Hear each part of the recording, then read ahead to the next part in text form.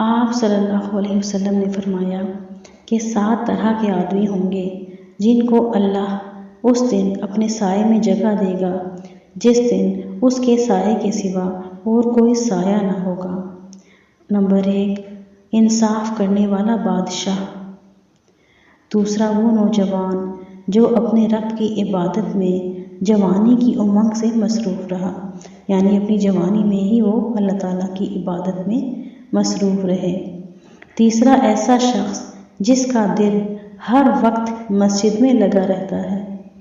چوتھے، وہ 2 شخص جو اللہ کے لیے باہم محبت رکھتے ہیں اور ان کے ملنے اور جدا ہونے کی بنیاد یہی اللہ کی محبت ہے۔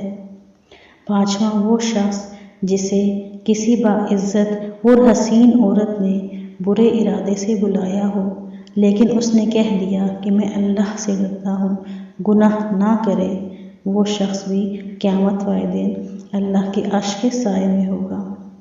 چھٹا، وہ شخص جس نے صدقہ کیا مگر اتنے پوشیدہ طور پر کہ بائیں ہاتھ کو بھی خبر نہیں ہوئی کہ داہنے ہاتھ نے کیا خرچ کیا، یعنی کہ ریاکاری وہ شخص نہ کرے، دکھاوے کے لیے جو شخص صدقہ نہ کرے وہ بھی انشاءاللہ اللہ تعالیٰ کے عرش کے سائے میں ہوگا۔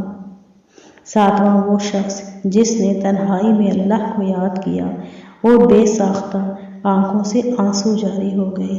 یہ وہ 7 خوش نصیب اشخاص ہوں گے جو قیامت والے دن اللہ کے عرش کے سائے میں ہوں گے، جب اس کے عرش کے سائے کے سوا کوئی سایہ نہیں